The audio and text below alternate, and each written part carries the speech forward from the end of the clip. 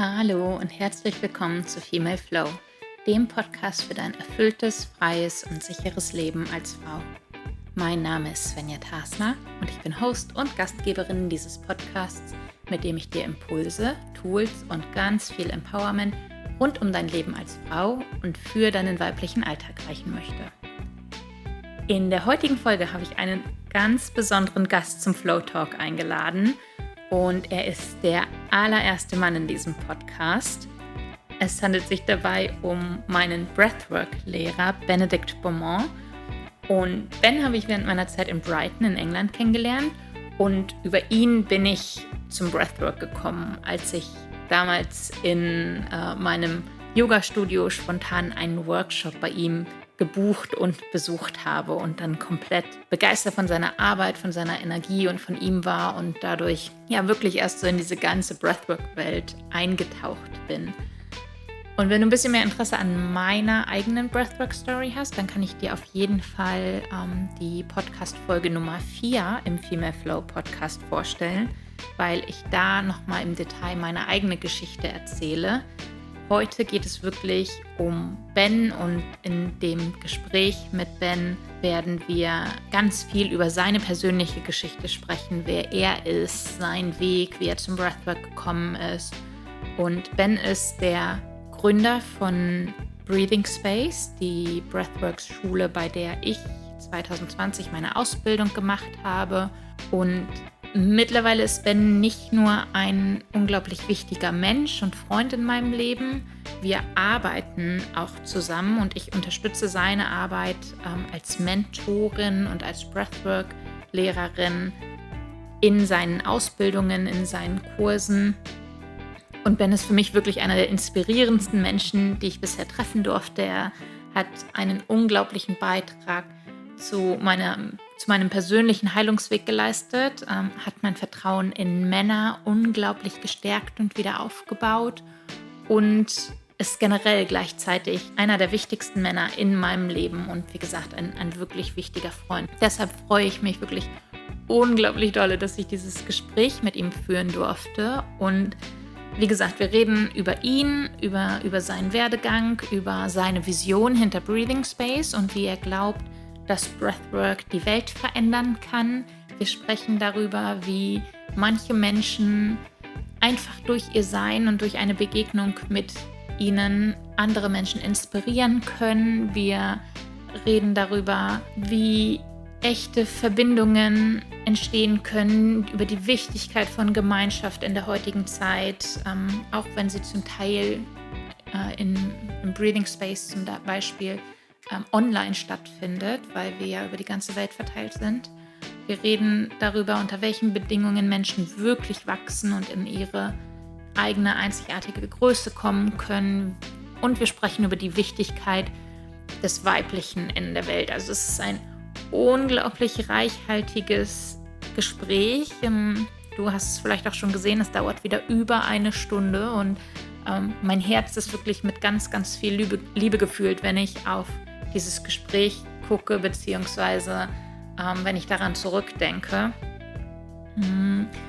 Das Gespräch ist auf Englisch, was dich vielleicht nicht überraschen wird, weil Ben Engländer ist und aus Brighton kommt. Ich hoffe, dass man uns trotzdem gut verstehen kann. Ich glaube, wir sprechen beide sehr akzentfrei und ich denke, es sollte ganz gut möglich sein, uns zu folgen. Gib mir aber gerne auch nach dem Gespräch Feedback. Solltest du irgendwie bei zukünftigen Folgen, die auf Englisch stattfinden, irgendwie eine Art Hilfsdokument oder sowas dir wünschen, dann würde ich für zukünftige Gespräche gegebenenfalls ja irgendwie das Interview transkribieren und dir dann eine Mitschrift quasi reichen, damit es einfacher ist, dem Gespräch zu folgen. Und ansonsten wünsche ich dir jetzt natürlich erstmal ganz, ganz viel Spaß mit dem Gespräch. Ich hoffe, es inspiriert dich, ich hoffe, es bewegt dich. Und ja, lass uns einfach direkt starten. So shall we start with taking a breath together, please? Let's do that.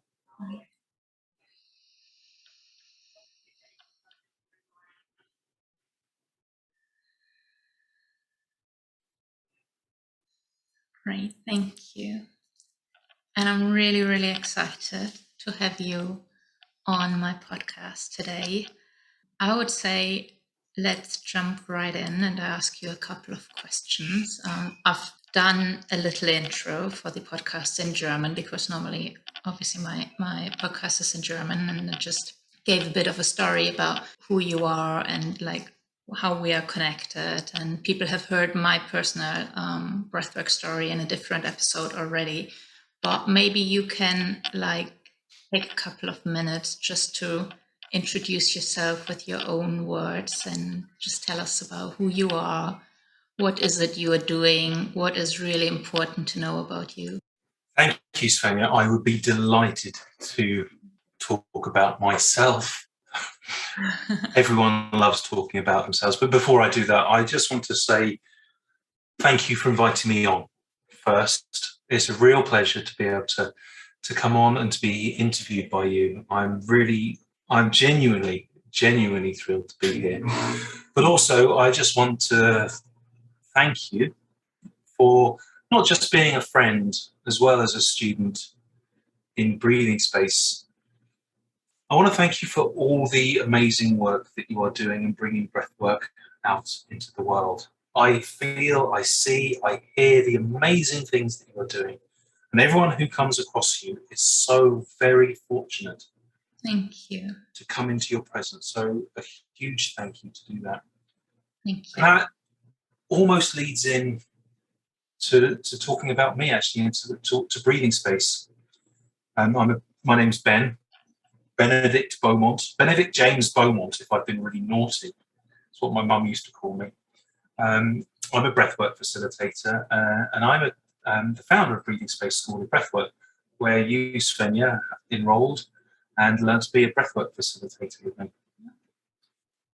What do you need to know about me is the question. Well, I'll start with the Breathwork School style of stuff. My vision is to take breathwork out into the world, and that is because of my own personal experience. The easiest way for me to do that, rather than just try and breathe people themselves, facilitate breathworks, was to train other people to do that as well. Because suddenly, rather than just reaching 50 people a week or 100 people, actually, if you train 20 people to do it, maybe they can reach 50 people. And that's why I started Breathwork School. Why did I start at Breathwork? Why did I get into Breathwork? Well, I had an amazing epiphany when I experienced my first Breathwork session, which was 7 years ago in 2014. And suddenly, after a lifetime of searching for what was my purpose, what was my meaning in life, I found it. And so began my journey, which has taken me across continents, in different countries, interacting with people all over the world, and I truly mean all over the world, from mainland China to New Zealand to South America to Africa. We have breathers everywhere, and we have students everywhere now. That's the breathwork side of things. Shall I tell you a little bit about me, the person? Yes, please. Okay, so at the time of recording, I'm 48 years old. I live in Canada. I have been here 2 years, and that's because I have a Canadian wife. But really, both of us are a bit nomadic and a bit not tied to anywhere in particular. We moved here because my wife's family are from here, and she grew up here. And we thought after 7 years in Europe and UK, we'd try it out here. We have a little 10-month-old daughter called Eden, who you may even hear in the background during our interview. It's her nap time, but she gets a bit cranky, so she doesn't always want to go down for a nap. So I've been doing breathwork for 7 years professionally, like as a full-time job for 3 to 4 years. Before that, for 15 years, I was a teacher, a high school teacher, mostly in low aspirational places on the south coast of England, where I'm from Brighton, which Svenja, you lived in for a few years, which is where we first connected. And I became a teacher in my early 30s because I wanted to make a difference in the world. I wanted to be that inspirational teacher that I had when I was young. Many people always have one teacher that they remember, that they really connected with. And I have been very privileged to have been in that position for quite a few students. I've been the teacher that saved them from going bad, or they will look at it like that. They were never really bad and they were never really going off the rails, but I was the teacher that for many made their education experience at least a little bit fun and achievable. Before that, I worked in IT for 10 years. I was a wannabe rock star, a wannabe film producer, a wannabe writer. I spent a lot of time traveling and wandering. So I've lived in many places. I lived in Germany for 6 months, actually, in Frankfurt. But I've lived in Asia. I spent a lot of time in Asia. Australia, I've lived in New Zealand. We walked across New Zealand, or at least part of it. Me and my wife, we lived in Thailand.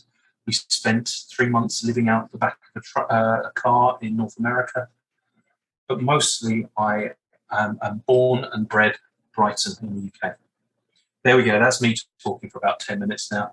You know, even as much as I love the sound of my own voice and talking about myself, Svenja, even I get bored of myself sometimes. So let's bring on the next question.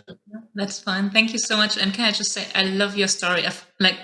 Obviously, I've heard it a couple of times by now, but I don't get tired of hearing it. I feel like you're one of the most inspiring persons I've ever met, and obviously also one of the most important men in my life. And I said that in regards to in my intro about the role you play in obviously my personal path and my development since I discovered breathwork. So as I said, I shared my personal story a little bit earlier in a different podcast, but I would love to hear more about your personal breathwork story. You just mentioned it a little bit a couple of minutes ago, but can you talk a little bit more about what was your first experience with breathwork? How did you find out about it? And yet, how did you experience it? And what did you experience when it came across your path? Okay, before I jump into that story, I'll tell you a little bit about where I was at that point in my life. Yeah. So I'd always been looking for a purpose in my life. You know, I wanted a greater meaning, and I'd met people who had a calling, and part of me was very cynical and very judgmental of them, you know. Especially when I was at school and you meet those kind of clever clogs, know-it-all people who know exactly what they want to do with their life. And I was like, part of me was teasing them about it, because how do you know what you want to do with your life when there's an infinite number of things you can do? But if I'm honest, part of me was really jealous. That idea of having a calling and having a purpose and have a meaning, it makes such a difference. Now, if you ever go on holiday, you know, sometimes it's nice to just relax and kick back, but it can get boring very quickly. That's why, you know, sometimes I really feel sorry for people who retire, because it means they probably retired from something they didn't want to do, and now they have nothing to do with their lives. I wanted to have a meaning and a purpose in my life, so I was always searching for it. In my 20s, I tried to find it through travel and, you know, being a rock star and making films or writing books, and it never really worked for me. That was all very vain, very self-centered kind of searching. I wanted something deeper, something more profound. In my 30s, I discovered yoga and Buddhism. You know, and I spent a long time twisting myself into different positions on a yoga mat. I could do the tertiary series for Ashtanga, which is what I did for a while. And I was heavily into Buddhism. I studied Tibetan Buddhism, and I would have a disciplined practice. But by the end of my 30s, I'd exhausted that. You know, I'd gone as far as I could. However, I thought I understood things. I thought I was a bit of a, you know, I understood enlightenment. I knew where we were going. I knew all these practices passed down through generations. So I was a bit, you know, annoying, if I'm honest. And my wife and I were traveling in Southeast Asia. And we got to Bali. And we'd actually had a real tough few weeks before that, because we went across an island called Sulawesi, which you may probably have not heard of, but it's one of the lesser explored islands in Indonesia. It's a big island. But we travelled across it, and the only things to eat really was, especially for my wife, who was vegetarian at the time, vegan, she only ate white rice and bread, you know, which was hard. Nice. So she was a bit carbo spaced out. So we got to Bali, specifically Ubud in Bali, which is like one of the great spiritual centres in the world. And you can't walk around a corner without bumping into a yoga teacher or a spiritual guru or a shaman. Everyone has got some kind of transformation experience they're selling. And a neighbour of mine in Brighton, in the building that I lived in, it was a block of 10 flats. The guy behind me, he owned the flat, but he didn't live there. He rented it out. He lived in Bali, and obviously we corresponded a bit about the house. But I'd heard he owned a cult. Okay. And we were in Bali, and I said to Jen, I've got an opportunity to meet a cult leader. How often does that come across? And I was like, and she was, really, what do you want to go and meet him for? I was like, he's a cult leader. So I got in touch with him, and I was just excited about meeting this person. Mm-hmm. I didn't know very much about him or what he did. And I went up to meet him for a cup of tea. He invited me up to his house. And you know what? He opened the door, and oh my goodness, did he look like a cult leader? Long, flowing white hair. So, he's in his kind of 60s, a very strong, commanding man in his 60s, brown, weather-beaten skin, in a beautiful, serene, almost oasis of a house. And Balinese houses are beautiful. And this was exactly like that. It was like such a, you walk in and it was immediately calm. And I thought, oh my goodness, am I going to have a story to tell about this guy? And there was all sorts of, girls floating around in long, light linen dresses, hanging off every word he said, or so it seemed to me at the time. But he was actually a really down-to-earth guy, really friendly and not at all what I was expecting. He was very interested in me, and he had a very interesting life story to tell, which I wanted to know about. I was always interested in people and their stories because I was a writer. I used to write a lot, and so I was always interested in characters. And he told me a bit of his life story, and he told me about where he was now and what he did. He said he's a Breathwork Facilitator, and would I like to try one of his Breathwork sessions? And then he said, I'm running one on Saturday. Why don't you come along for free as my guest? Like every good drug pusher, the first hit is free.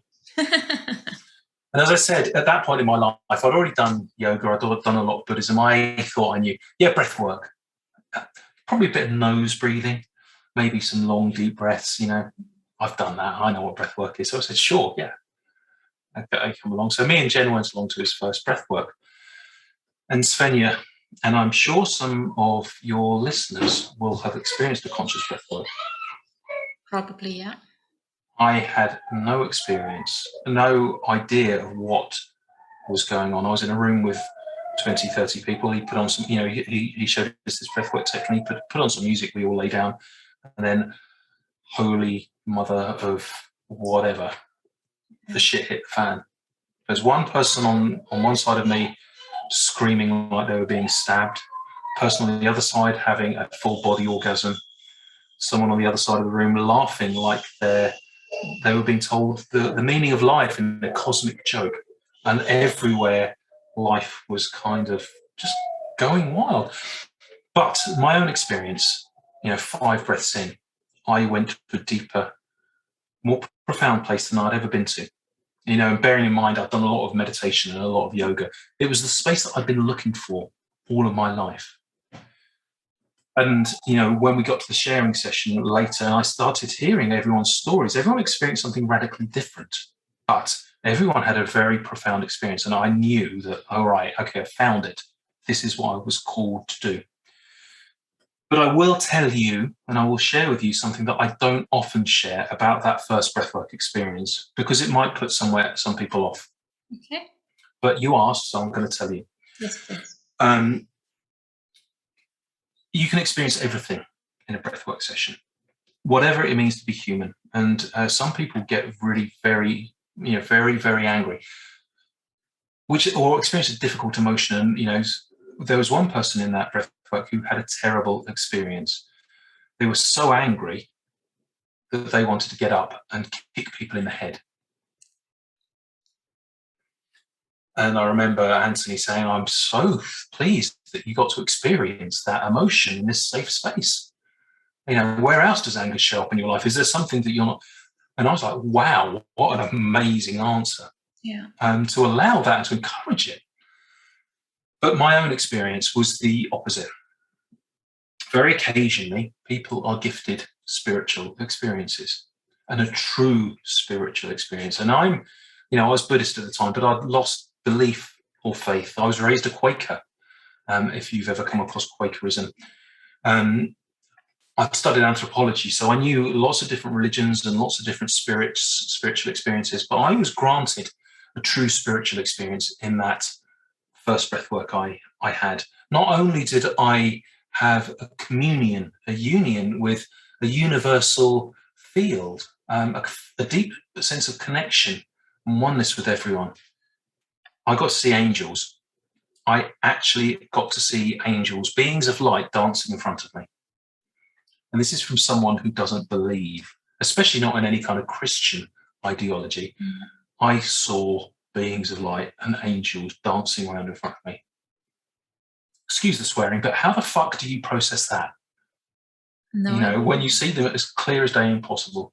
So I don't often tell people about that because, first of all, it was a personal experience, but also when you start talking about that, either it can really put people off, especially if they might not be accustomed to the language of spirituality or non-material world, but also it can give people false hope.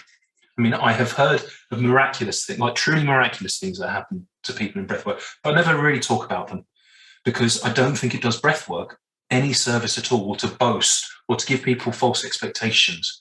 It is definitely not, up to us as facilitators to say, you're going to have an amazing spiritual experience. You may have that really uncomfortable experience of being angry, which is uncomfortable.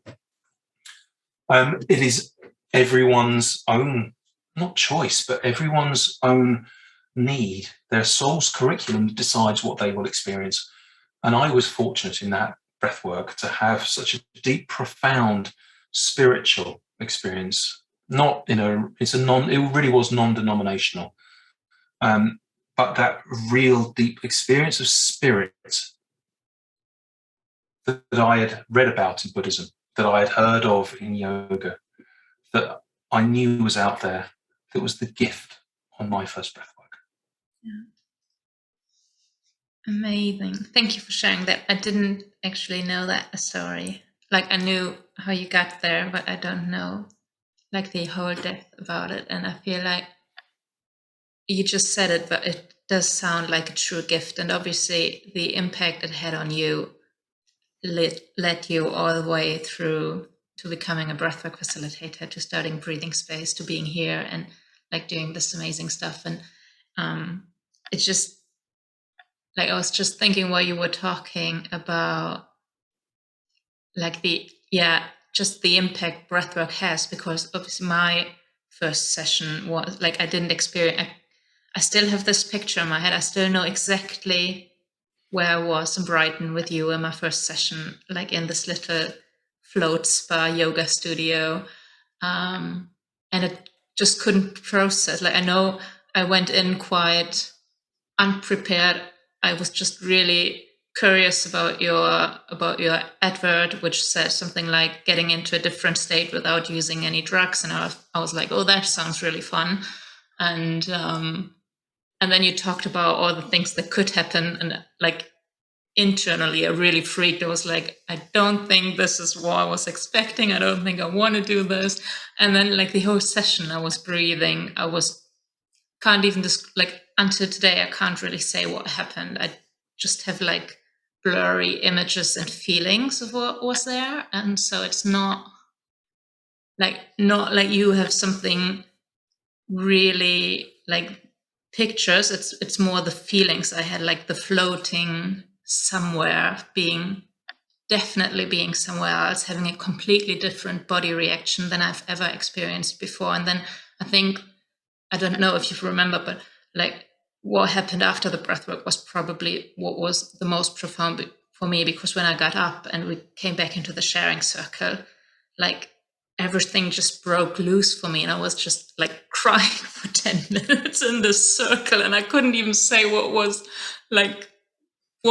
happening. It was just all these emotions which suddenly were let free. And I knew that by no means I just had found something that I didn't even know I was looking for, but that what was so powerful and was so life-changing that I knew I would come back, even though it took me a while to go back for the second time, because I was really scared about what else I could find there. But I knew in that moment that it's something that can change people's life. And I still get, like, I get what you were saying in regards to, you don't want to put anyone, like, any false hopes in their minds when they come to the first session. But I feel like if you are, like, similar to you, when you go in and don't expect much, like, the possibilities are endless, aren't they, in what you can experience with breathwork. And that's just so amazing. And I feel like that's why we're both here and speaking about breathwork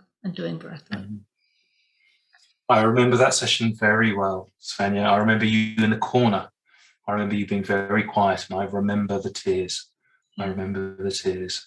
Yeah, that was amazing. It sounds weird, and I know I couldn't speak about that for what I only shared that experience with a couple of people who are really, like, trusted, where I felt like safe enough to share this, because I couldn't explain it and it doesn't fit into any like normal world experiences that you have. So I didn't share it with many people at the beginning because I felt like it's so easily breakable. Like, I didn't want anyone coming and saying, what kind of bullshit was that? Because it was so powerful for me. But yeah, in the end, it just, like, it's magic for me. It's just magic. And then it's not, because it's just our breath, isn't it? It's nothing else. And it's everything.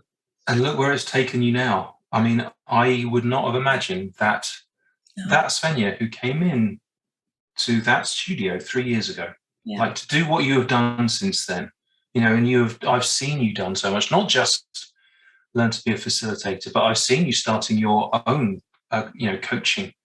I've seen you lead people. I've seen you facilitate people. Even more, I've seen you teach people and lead them on the journey that you went on as well. I've seen you start this podcast, you know, and I'm so proud of that, Svenja. I'm so proud of the person I've seen you become over the last 3 years. It's such a gift. So thank you for allowing me to be part of that. Thank you.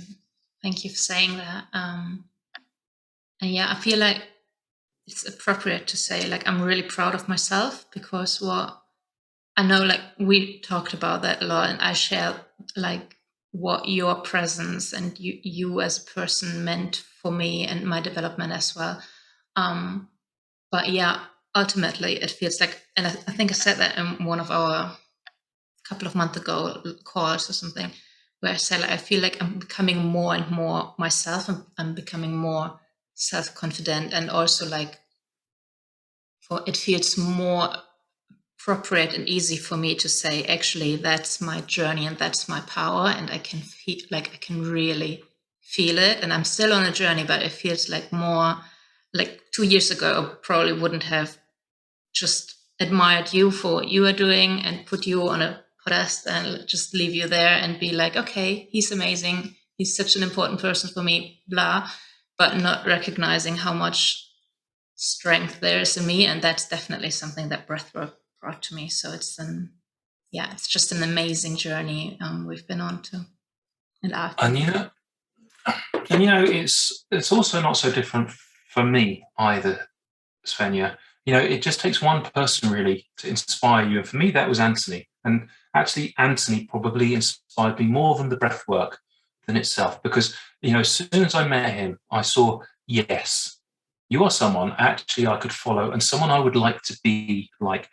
And I think it was that part in me that, like, knew that I had greatness inside of me.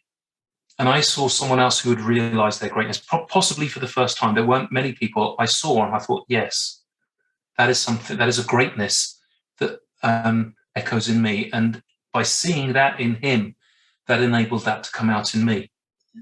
And it feels like it is the same. There is greatness inside you, Svenja. And just my presence and seeing me own mine, that enabled yours to come out as well. Yeah, I feel that, definitely. I just love that. Thank you. Okay, we've spoken about our two very amazing first breathworks. For those people, I know I've got a couple of people who are listening who've done breathwork with me, and I'm sure there are a couple more people who might have heard me talking about it, or might even not, but maybe it's interesting to speak a little bit about what do you think, who can benefit from breathwork, who should do it? I know it's a bit of a provocative question, but also what is the benefit of it? You'd like me to do a little sales pitch? Is that right, Sonia? Yes, please. I mean, that feels appropriate for everyone who's listening. Obviously, I run facilitator training classes, and Svenja is a mentor and a teacher. And at a very recent meeting that we had where Svenja was mentoring, I put her properly on the spot. With no notice, I asked her to give a sales pitch to everyone. So it feels right that you're getting your own back on me, not just in the safety of a training class, but on an actual public show. You're asking me to do a little pitch. Yes, please. Okay, so your question is who can benefit from breathwork? Yeah. Well, let's really think, what is actually breathwork? So it is just a mechanical, physiological process of taking in oxygen and expelling carbon dioxide. It's part of our process of living. And you can look at it like that, but you can look at it in a deeper way. Breathing, taking a breath, is the very first thing we do in our lives, and it is the very last thing we do in our lives. It is with us every single moment. And the moment that it deserts us is then we move on as well. Our breath is our deepest, wisest, kindest friend. It can reveal so much to us. And for those who haven't experienced breath, a proper breath, a conscious breath, my goodness, if you have got the bravery to open that door, then there is a world of potential and possibility open to you. What the breath gives you, let's think about that. Well, the way I like to look at it is that I truly, truly believe that our bodies are very, very wise. They know exactly what they need to do at any moment to be at their best, to heal, to transform, to reach their potential. But the problem is, of course, we don't live in our bodies. We get stuck in our head. We get distracted. And I mean just like concentration and awareness distracted, but on a deeper level. One of the great gifts of being conscious, and being humans is we have this amazing capacity to think, but sometimes that takes us away from who we really are. We start worrying about things that don't matter. We get obsessed by, the importance of a job that we probably don't even want to do, by having to get up on time to get people dressed, by what am I going to be eating a little bit later, to what's on Netflix. We really do our best not to live in the moment. The presence.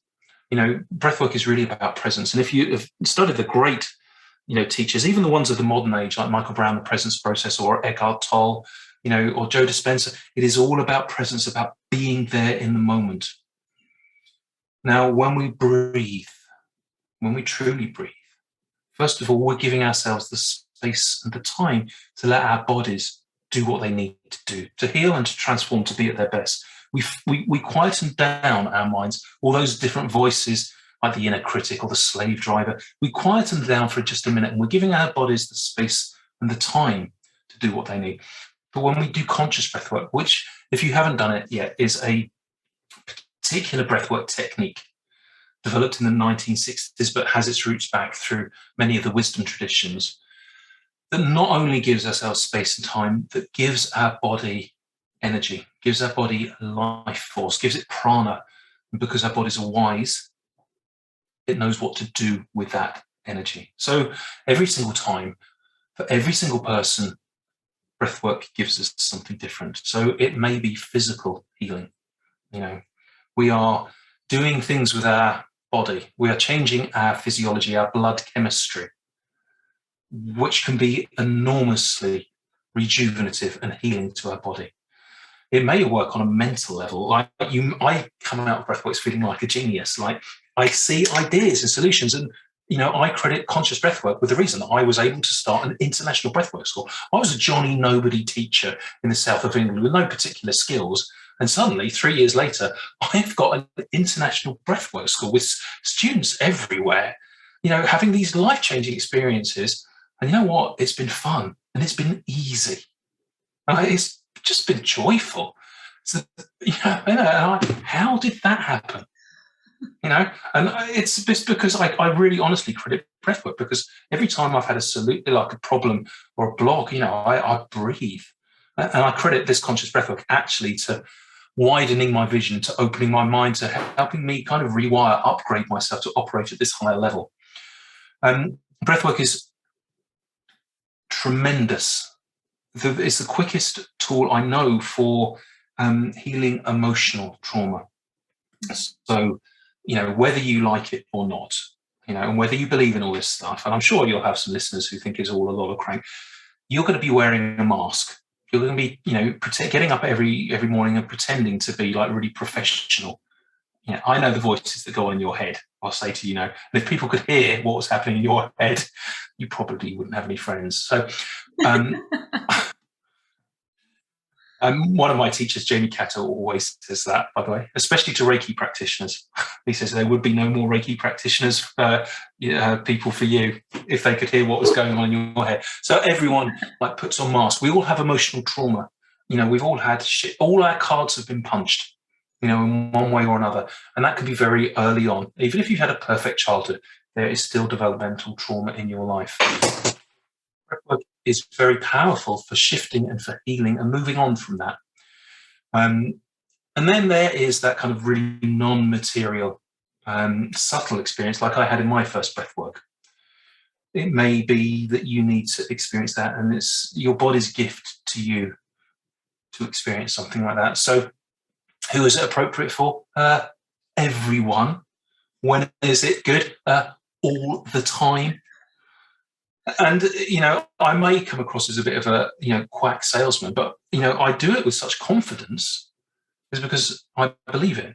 Because I've seen, not because there's scientific studies that say this, right? Not because there's a report or it's just popular in the medical world at the current, because we all know that changes. Different scientific opinions go, I know this and I believe this and I do this from my own personal experience as, because it happened to me and the people that I believe in. And that is what gives me my authority, if you like, to say this without hesitation, without, I'm not boasting about it. I'm not going to come in and say, all right, you've got a broken leg, come in and breathe and suddenly you'll be able to walk around. I'm not going to say that. I will never boast about the miraculous cures that happens. But breathwork is the single quickest, easiest thing to do. I was meditating for years. Right, in that position on a stool, twisting my body into difficult shapes, doing these really complicated Tibetan Buddhist meditations on death, on emptiness, trying to get to that state that is promised enlightenment, but is never really an option. That's never a possibility. But yeah, actually, it is. Come and breathe with Svenja, and there's a high, you will experience something akin to that, probably, possibly. But you've got a much greater chance of it. I know almost everyone I have breathed, maybe one or two people have said they experienced nothing. I think they're lying. Has had a really deep experience, even whether they articulate it and share it or not. I can see that happening. And that's where my belief comes from. That's where my authority, that's the reason that I'm here. So in answer to your question, that's my pitch. And you don't even have to listen to the words that I'm saying. Okay, just look at me. Or listen to my voice if you're listening to this on the podcast. Just listen. Close your eyes. Take a breath. Drop into that wisdom that you have inside. Take another breath. feel how strong you can be. Feel how much love is inside you. And with each breath, feel that.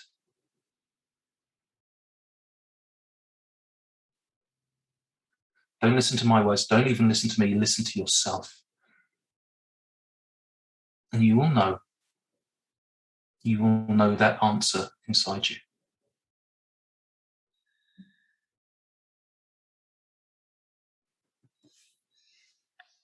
I love that.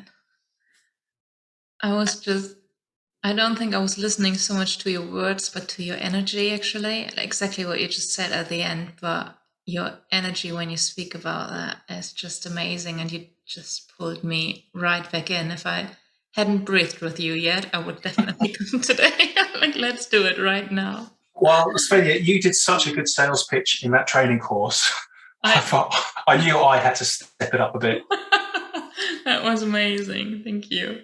Thank you. I don't even know what to say after that, actually. I'm in my happy space right now. I was just closing my eyes and envisioning where I would go, and I could feel all the love. So yeah, I hope people got the energy, but I truly, I know they get it because I get it. So I've got the feeling people who are listening to my podcast are getting the vibe anyway. Otherwise they wouldn't probably be here anyway. Can we just, I know you said it in one sentence right at the beginning, but can we speak a little bit about your big vision and your vision for breathing space, and what you, what's behind all that? That might come from, that just catches on from what you just said, but because I love it, and I just want to hear more about it. Well, the short version is, it is my vision to take breathwork out into the world, because that is the quickest, easiest, most accessible, essentially free tool that everyone can have. What is it that breathwork gives us? Well, there's many ways you can describe, why breathwork. Well, it is the single tool for connection for me. It connects us to ourselves, to that wise, truest, highest, wisest, most loving self, to ourselves. But it also connects us to each other. And you know what? Sometimes I feel that is what people miss more than anything. Maybe it's not breathwork I'm teaching. Maybe it's connection. Because when you truly breathe with someone, we're sharing the same air. We are truly connected. And in this age that we live in, we are so disconnected.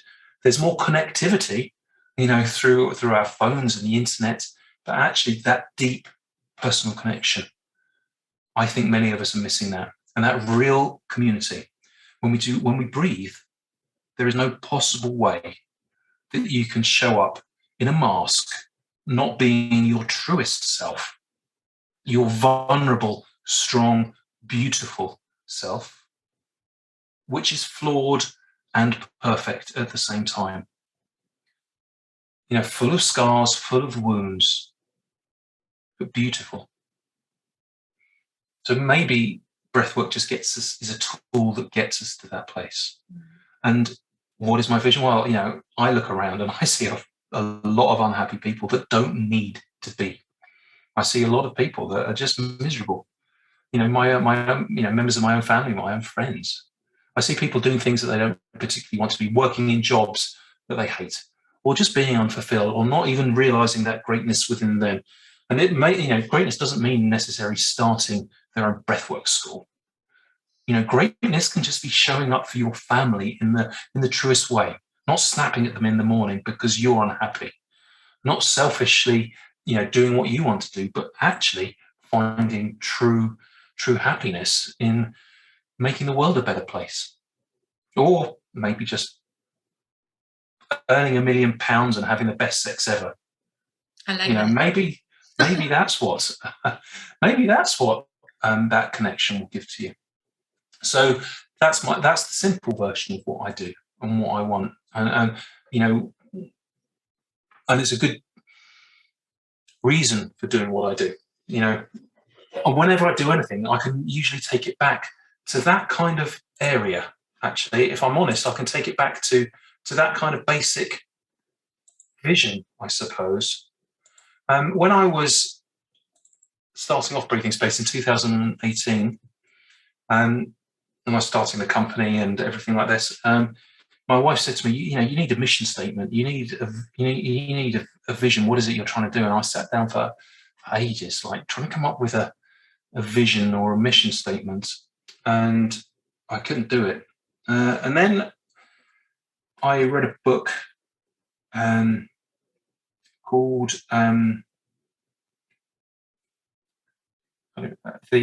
I've forgotten what it's called now. Actually, it's actually by a friend of mine called Neil Gibb, and I'll remember the name of it in a second. But he was a kind of modern anthropologist, and he studied startup businesses that were really changing the paradigms, really disrupting the normal commerce and becoming amazingly successful. Things like the social media companies or phone companies, and he studied lots of different companies, and he said the new companies, ethical capitalism, really, many of them had not a mission but a manifesto. And so when I read this, I got suddenly inspired. And so rather than writing a vision or a mission statement, I wrote a manifesto. It's on my website, and it's on the about page about what we do. And I'll read you the long version. I asked myself, when I came up with this, I asked myself 3 simple questions. Why it is I do what I do, what it is I do, and how I do it. 3 simple questions. So why I do what I do? Because I believe that everyone's life can be improved from experience and learning the profound power of breathwork. I believe that everyone has the innate wisdom and strength to be their own teacher and their own healer.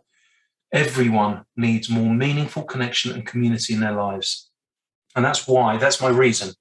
What it is that I do, well, I teach people the tools that they need to make spaces where they can feel and heal, where they can transform, where people can be vulnerable, heard and supported, where people can reach their potential.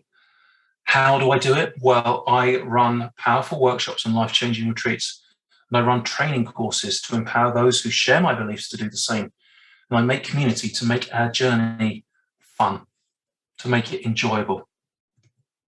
And that's it.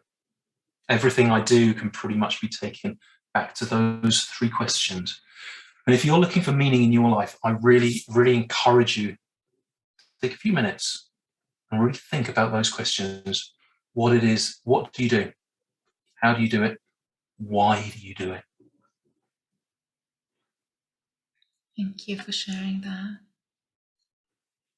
And again, that is, I knew the manifesto, and we've spoken about that before, and I knew the questions, and they are actually quite inspiring and guided me through some of my last couple of weeks when I was going more and more into this creating my own business and finding my own my vision. So yeah, I feel that, and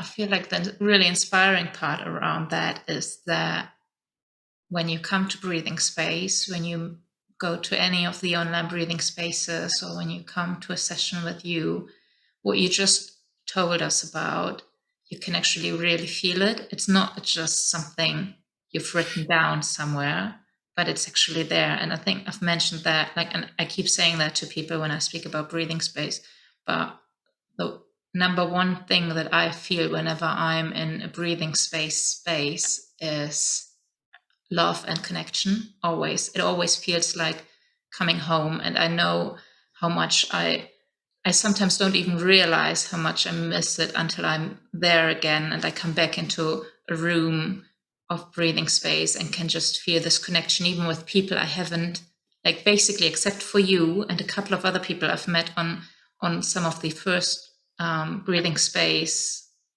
like the first breathwork sessions in Brighton that I did. I've never met anyone in person, and sometimes I still feel there's more connection, more love, more, I don't know, togetherness than there is between some of me and some of my family members. So it's just a really special space, and I totally feel what you're saying is actually what's happening, which is amazing.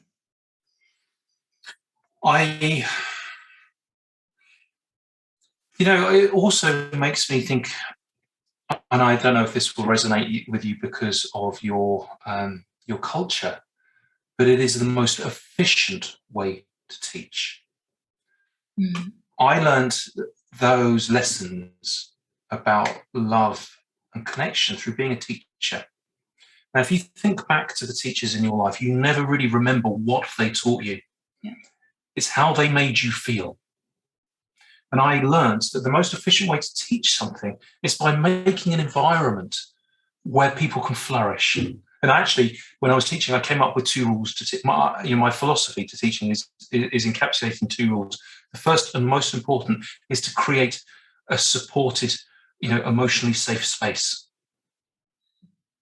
And that is the fundamental to everything. And without that, if people aren't feeling welcome, if people aren't feeling safe or able to express themselves, they can't learn. Or maybe 40, 50% of people will be able to put that to the side, but a lot of people will miss out. So if you can make an environment where people feel okay to show up and make mistakes and be celebrated for making mistakes, because that's where the deepest learning is, then it's a way more efficient way to teach. It just, it's the best way to teach. Yeah. And that was a long, hard lesson I learned because, trust me, my journey of becoming a teacher was difficult. It's not easy going into British schools and the school system and dealing with kids who come from, often very difficult upbringings, who have never had a good experience in an educational establishment, turning them around and making a space where they can flourish. Wow, that was a very steep learning curve for me. So everything that I do in Breathing Space has really been informed by that. And I'm hoping that by demonstrating what it can be like, then some people won't make the same mistakes that I made. And goodness knows, I had a chair thrown at me in my first ever lesson because I just did everything wrong. I came in trying to be really disciplined. I'm the boss. You're the pupil. You do what I say. Oh my goodness. For 2 years, it was just chaos. It was awful. And then it suddenly clicked. All right, why am I making battles? Why am I fighting? Wouldn't it be better if my classrooms were nice and peaceful and a friendly place that people wanted to come to, where they felt welcomed and accepted, and they were celebrated. Goodness, we all need more of that kind of space in our lives. Yeah. Where, sorry, I realise I'm getting a bit passionate about this, but I really feel it. And it doesn't even have to be in education. I tell you something else about me. I love, I love some reality shows and some lifestyle shows, like cooking shows and like holiday shows. And there's a particular program in the UK called 4 in a Bed, where people go and stay at different B&Bs. 4 B&B owners, they all go and stay at each other's house. And I look at that and I think, why are you in the hospitality business? Your ability to actually make people feel welcome. It doesn't matter if you've got the fanciest hotel in the world. If you don't make people feel welcome, they're going to slate you. And or if you're working in the healthcare, it's not about just the drugs that you give people. It's the environment that you make where people can get better, to rehabilitate, to get well. And the chances of that doing it where you've got, Nurse Ratchet, or some horrible matron being strict and horrible from a really kindly, face who will not mollycoddle you and say, there, it's going to be all right when it's not, but actually make a truly welcoming space for you to get better. It's just common sense to me. And I learned a few tricks of how to do it. And there is a skill to doing it. Just because you desire to do it, it takes a little while to learn, but it is a technique that you can learn, that anyone can learn. And if I'm honest, that's what I teach in facilitator training. It's not breathwork. It is breathwork training, but it is breathwork facilitator training, because it is learning how to become that person that makes other people feel like that. Yeah, I agree. And I think it's just a couple of weeks ago that we've spoken about that, and that you shared that piece of wisdom with us. And it just blew my mind when you said that about the environment in which we really grow and flourish and come up, and that there's never anyone really grow, you can grow in a much more painful way by critic and negative feedback. But obviously that's not where people flourish, where people go shine. And yeah, that just blew my mind when we spoke about that a couple of weeks ago. So thanks for sharing that here. It makes so much sense. I'm realizing we're coming to the top of the hour. I don't know how strict you are with do you have another meeting in a couple of minutes? Do I need No, I can go over by, I don't have a cuckoo clock behind me or a train schedule to run. Cool, that's good, because I do want to speak to you about definitely one other thing, and then I've got two closing questions for you, which I ask everybody. But before we go there, let's speak about the Inspiration Festival, because that is coming up in a couple of weeks, and it's an event that you've created and which took place for the first time at the beginning of this year. And as I say, it will happen again in a couple of weeks. So can you tell us a bit more about it? What is it and what will be happening there?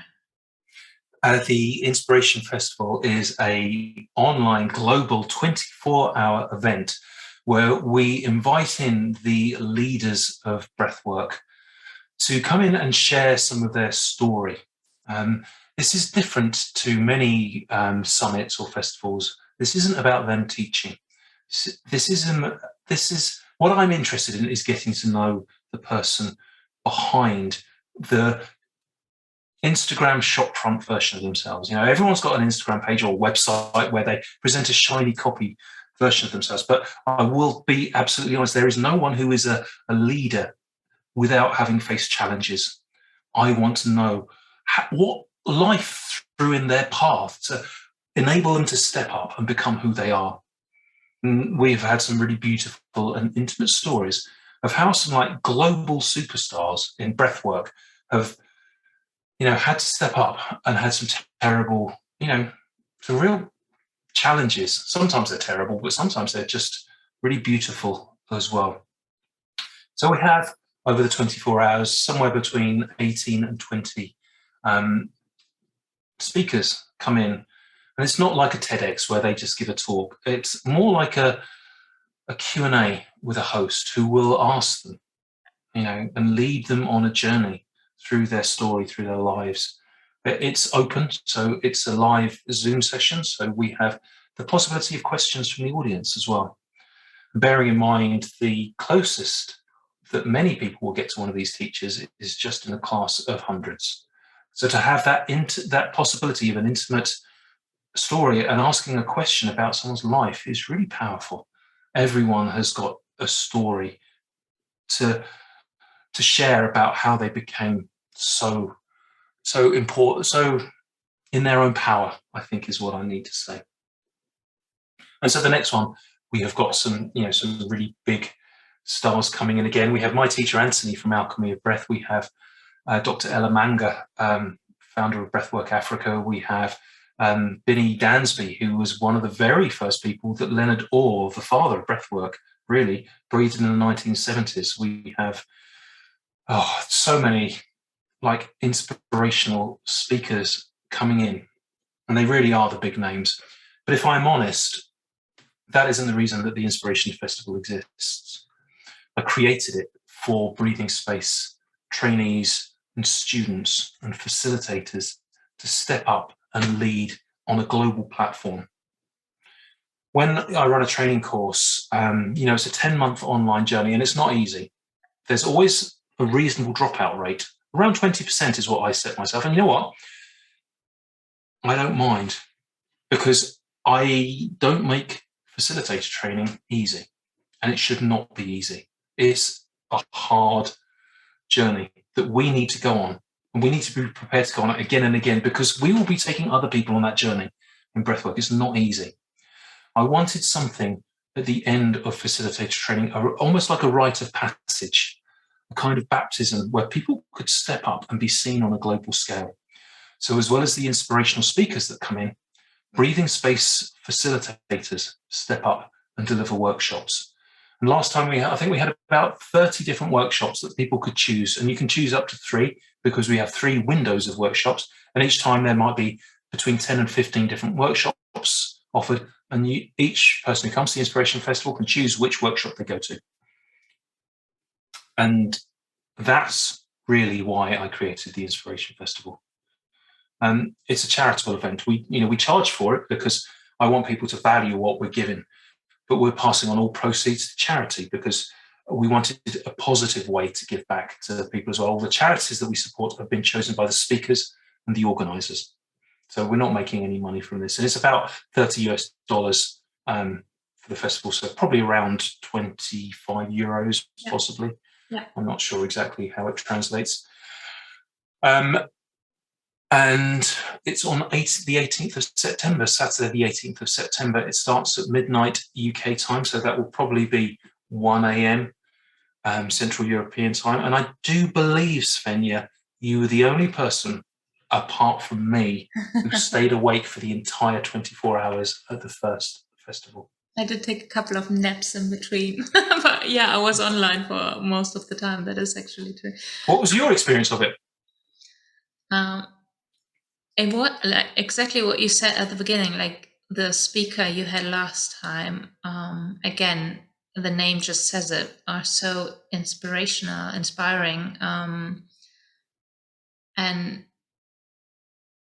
as you said, like the closeness, like the ability to be so close, like virtually close in a Zoom room, but having this opportunity to ask questions, to hear their stories, like the real stories, as you said, it's not a made up presentation or something. It was a real conversation that you guys had, or that we had with the speakers. And I just felt, even though it was online, it really was kind of a festival feeling at some point. I know we were dancing in the end, and it just felt, again, this community and family spirit that I always have with Breathing Space, translated perfectly in the Inspiration Festival. And except for that, it is 24 hours and it is quite a long time and you feel quite exhausted. I still couldn't go to sleep right afterwards because I was so buzzing about like the energy and the inspiration you get there. And then also I did run 2 of the workshops myself, and it's just amazing to have this opportunity to connect to people and hold the space and see like what comes up when you give breathwork sessions, which I love. So it's been a pleasure from the beginning to the end, really inspirational, inspiring.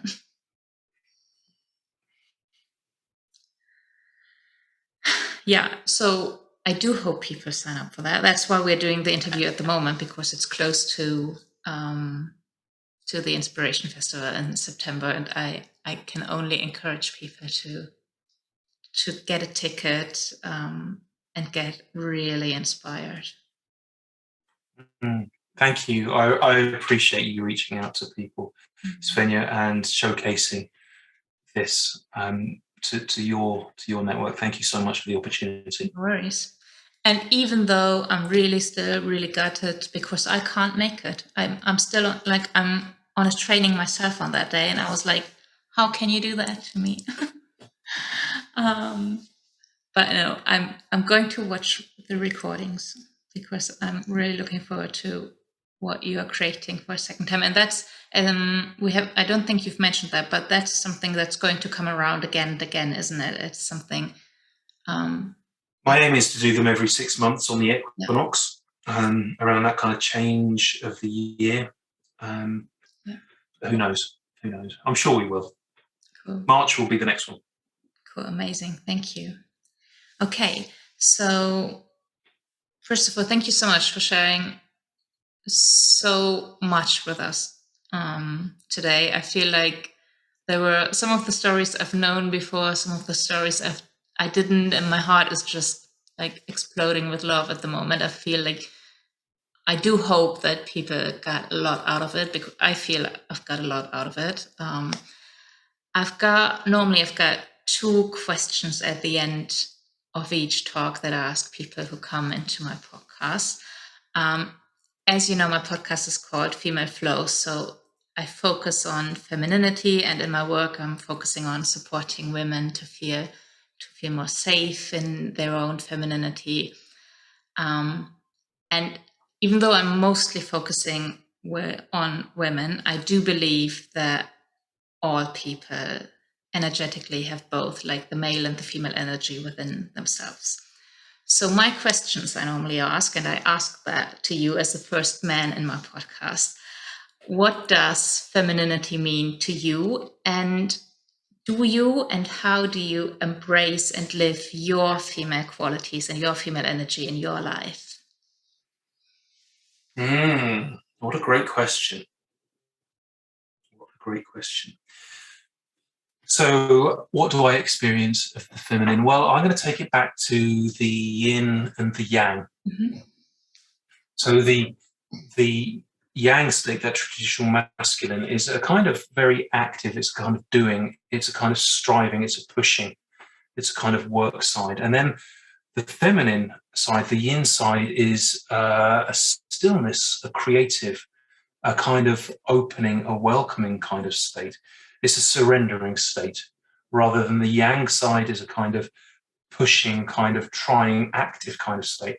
The feminine I see as a kind of stillness, but a kind of vital part of it. I believe that the masculine is in service to the feminine. The yang is in service and makes the environment for the yin to flourish, because that is where the true juiciness of creativity exists. Now, in the world in which we live in, sadly, the yang has been prioritized for a long time, that kind of striving, achievement orientated, goal getting kind of world in which we live in. That can be measured. That can be, we can measure it out. We can, set goals for it. You can't do that with the feminine. You can't do that with the yin. It doesn't work like that. Now, how does that show up for me? Was that your second part of your question? Yeah. How do you embrace? How do you live your... How do I embrace it? Well, I get reasonably frequently people comment on that, on how I have quite a deep feminine energy. Not feminine as such, actually, but more that kind of yin side of things, which may actually be beneath the kind of the slightly more superficial masculine and feminine. There is an energy that is deeper than just those gender roles that we put people in. Yeah. So I believe, I used to have people when I was younger comment a lot on my sexual orientation. Many people thought I was gay, for instance, because I didn't fit that traditional masculine kind of role of, lager drinking, football loving, young man kind of bull in a china shop. I never matched that. So I believe that can be seen in me, that yin side. It is very much supported by the masculine side, because I actually do like football, and I have been known to drink the odd pint of lager here and there. So I still embrace that side of me as well, but I believe it's very much in service to that kind of yin, that creative and that opening side to me. I do feel that as a male, I can really, as a safe male that is clearly safe, and I really try to do that, because and there's ways that I do it that it can be tremendously healing for the feminine, and the yin side as well. But having a strong, safe male that can really balance out in a healthy way, in a non-toxic way, can be so beneficial for the feminine. So I feel does that answer your question there? It does, yeah. Thank you. And I think that's part of how exactly what you just said, but how I came to feeling so safe with you, and how you became such an important, specifically not just person but man in my life, with all the trauma and all the hurt that I experienced through men in my life, and then coming into a place in breathing space, meeting you, and from the beginning, and the more I get to know you, the more this feeling grew, but feeling so safe. And I know that's in our facilitator training, we are speaking a lot about creating safe spaces, and you said that earlier in one of your answers. And that's always one of my top priorities wherever I go, is like making people feel safe, because it's so important for me because of my experiences in my past. And I feel like you are actually this person who helps, especially women, become like to heal and feel safer around men. And that is such a, I don't want to say gift, because I feel like men, I don't want to put it in a like special. It is special because it is so special for so many women, because we don't experience that often. But at the same time, it's so needed for us, and it's so like, it shouldn't be an excuse to not be such person.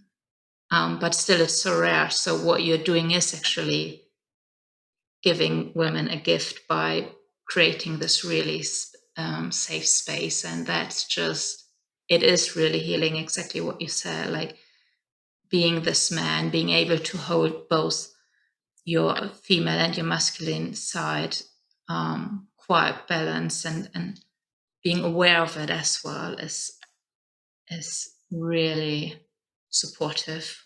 And I don't think it's just for women, actually. I think it's for men as well, because men need to see these examples and need to know what it can look like to be a more supportive, a more safe person for women. So thank you for addressing that. That is actually like an amazing contribution for also for the podcast, because I do speak a lot about that, about the yin and the yang, and how we need to balance more. And I know the world is talking a lot about we need to get more yin in, and we need to balance it more, because there is so much masculine power everywhere, and that's what brought the whole chaotic world order which we are in at the moment.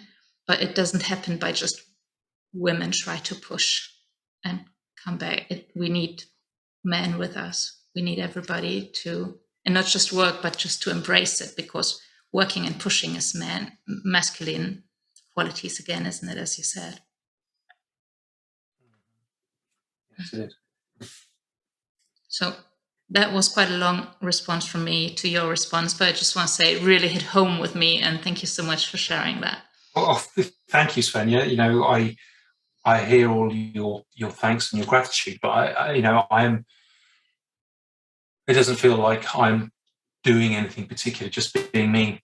But I got to be me because I saw Anthony, you know, and it was him that inspired me and like clarified and articulated what it means and what a difference it can make when you are that person. Yeah. And you know, you don't have to do anything; you just have to be that person, and then you have to exactly. It's that being rather than doing. It's being in that yin place. Then people will just come to be around you, because just by being around you, you allow them, to flourish and to flower. So I appreciate you seeing that in me, Svenja. I really do. So thank you. Thank you. That has been so rich. I feel like I don't even want to end it. I know we've got like, I don't know, we're talking over an hour and we need to end it, but I feel just really grateful, blessed, and full of love right now. Quick very last question, just in regards to promoting yourself. Where can people find you and learn more about you and your work? You can find me on makesomebreathingspace.com. When we started Breathing Space, it was my wife, Jen, who, like everything that I do, I'm in support of her yinness, really. She came up with the idea of Breathing Space, and of course, Breathing Space, the domain is long gone. So we toyed around with lots of different ideas, and that idea of making some breathing space. So there's that yin of like doing something to make a space where something can arise. So we do have to make space in our lives to breathe. We really do. Although we do it automatically and naturally, things change when we actually make some space to do it. So makesomebreathingspace.com. Find me there. Come and breathe. Yes, definitely. Thank you so much.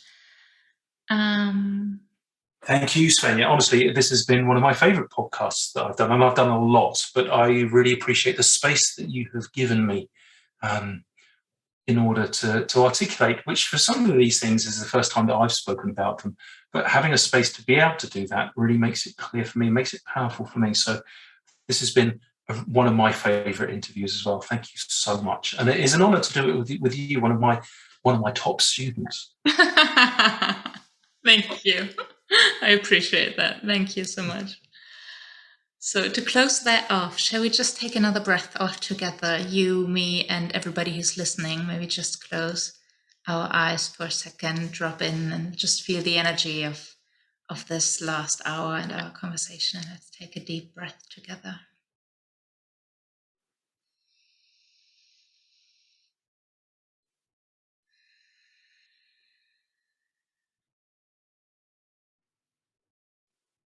Thank you so much, Ben. Thank you, Svenja. Wie wundervoll war bitte dieses Gespräch?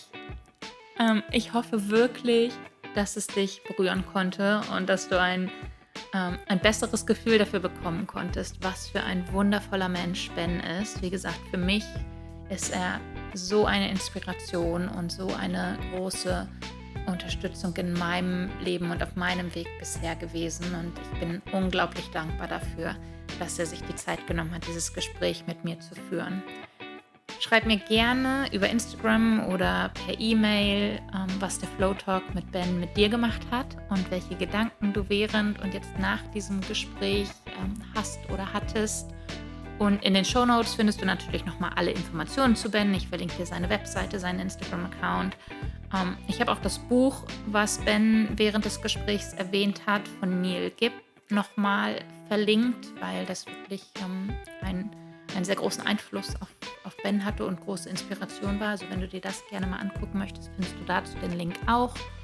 Und du findest natürlich auch nochmal die Infos zum Inspiration Festival, worüber wir jetzt zum Schluss auch nochmal gesprochen haben in den Shownotes. Und nur zur Erinnerung für dich nochmal, das Inspiration Festival ist ein 24 Stunden Online Event, auf dem verschiedene internationale Speaker aus der Breathwork-Welt quasi in dieses Festival, zu dem Festival kommen und in einstündigen Sessions, in einer Art Q&A, Frage-Antwort-Runde über ihre persönlichen Wege sprechen, Inspirationen teilen, Impulse teilen. Und das letzte Mal, wo das Inspiration Festival stattgefunden hatte, das war Anfang Januar diesen Jahres. Und das hat mich unglaublich bewegt und berührt. Und deswegen ist das auch eine sehr, sehr große Herzensempfehlung von mir, wenn dich das Thema irgendwie reizt und du noch mehr in die Breathwork-Welt eintauchen möchtest, dann komm gerne zu dem Inspiration Festival dazu.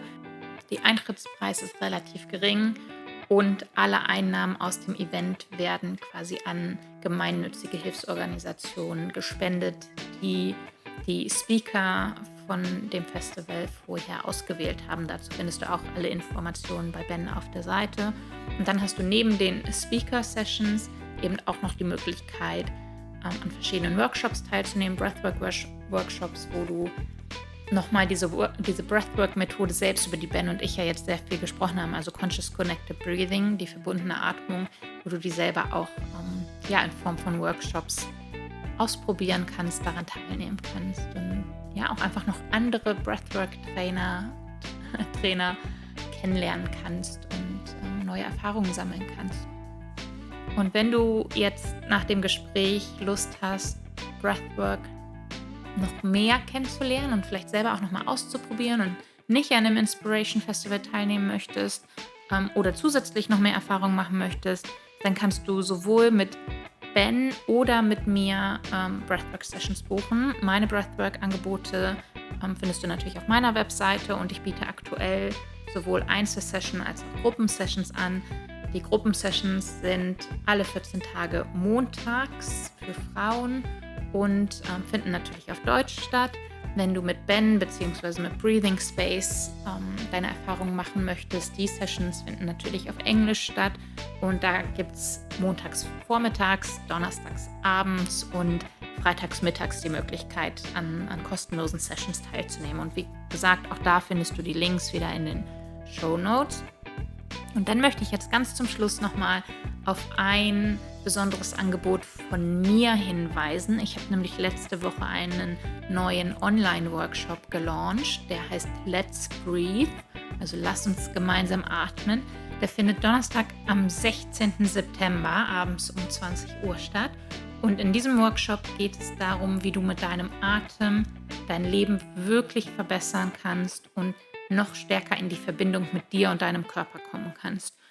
Und ich werde Alltagstipps und Impulse mit dir teilen. Ich werde dir eine Meditationstechnik vorstellen und dich auch durch eine Meditation führen, die dich wieder mehr in deinen Körper, mehr zurück zu dir bringt.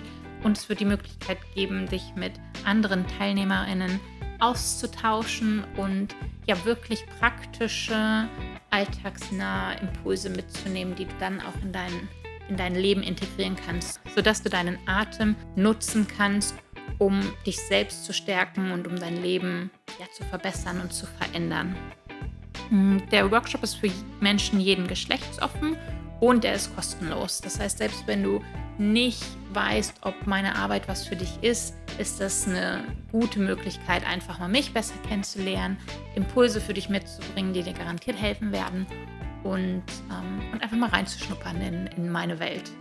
Und auch da, den Link findest du in den Shownotes. Die Anmeldung ist bis zum 16.09. über meine Webseite möglich und ich würde mich natürlich unglaublich freuen, wenn ich dich bei dem Online-Workshop sehe und wir uns da austauschen können. Und jetzt danke ich dir ganz, ganz herzlich, wie immer, für deine Zeit und deine Aufmerksamkeit. Es bedeutet mir unglaublich viel, dass du dir dieses Gespräch angehört hast. Ich wünsche dir noch einen ganz wundervollen Tag und ich freue mich, wenn wir uns beim nächsten Mal wieder hören. Bis dann, deine Svenja.